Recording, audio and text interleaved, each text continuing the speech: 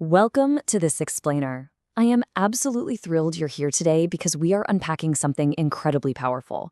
Have you ever wished you just had a psychological shortcut to really truly understand the person sitting across from you? I mean, whether it's a first date, a new friendship, or even a potential business partner, we are constantly trying to read people. But here is the secret. Behavioral psychology actually offers us a direct shortcut to reading someone's true character. And most crucially, it gives us the tools to identify a toxic partner way before you get emotionally invested. So, the big takeaway right off the bat, you don't need years to understand someone. You really just need 6 questions. We've all been there, right?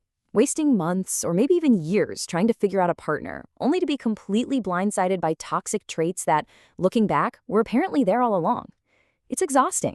We kind of convince ourselves that it takes a lifetime to know someone's true intentions or their emotional maturity. But what if the science says otherwise?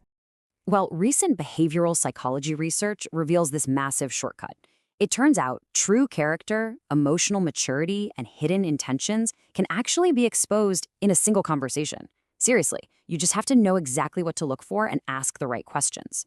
So today, we're going to break down the 6 specific questions that behavioral experts and influence specialists have identified as the ultimate character test.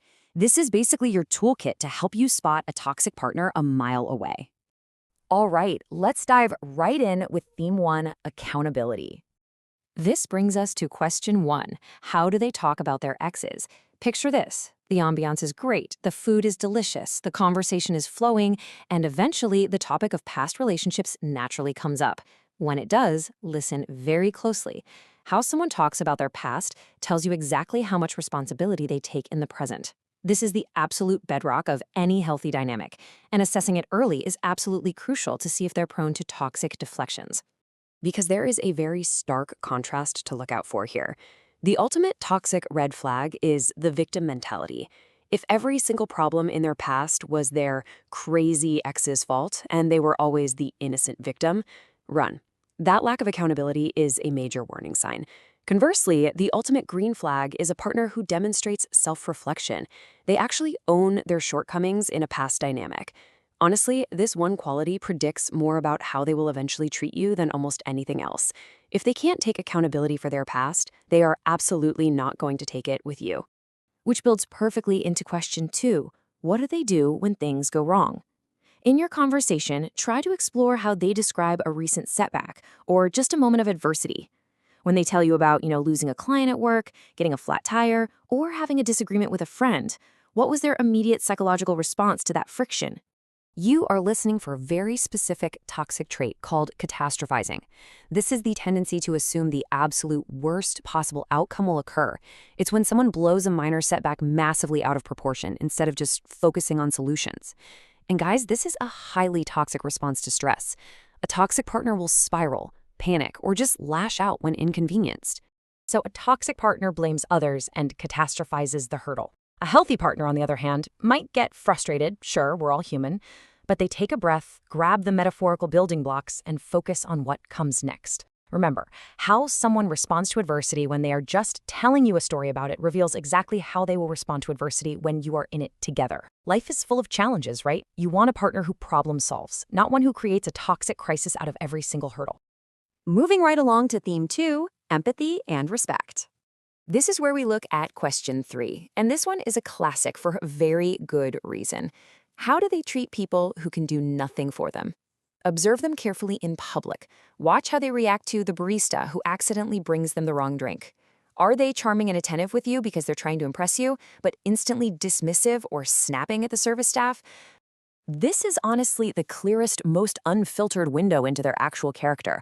Social psychology confirms that how someone treats people who have no power to benefit them is a massive indicator of toxicity. If respect is transactional to them, meaning they only give it out when they want something in return, it is only a matter of time before they stop respecting you too. Then we have question 4. What do they find funny? Laughter feels so spontaneous, but what a person laughs at is an incredibly powerful indicator of their hidden beliefs and internal values.